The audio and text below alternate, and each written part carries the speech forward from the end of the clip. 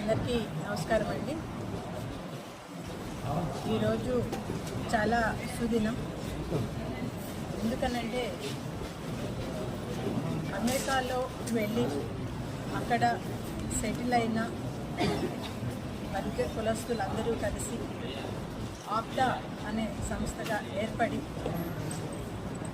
వాళ్ళు వెళ్ళి అక్కడ సెటిల్ అయినా కూడా వాళ్ళ మూలాలు మర్చిపోకుండా ఇక్కడ ఉన్న బలిజ కులస్తుల్లో ఉన్న స్టూడెంట్స్కి వాళ్ళ యొక్క చదువుకి ఉన్నత విద్యకి సహకరించాలి, వాళ్ళ తోడ్పాటును అందించాలి అనే సదుద్దేశంతో స్టూడెంట్స్కి స్కాలర్షిప్స్ కార్యక్రమము ఈరోజు జరగటం, దానికి నన్ను ఆహ్వానించటం, నేను కూడా దానిలో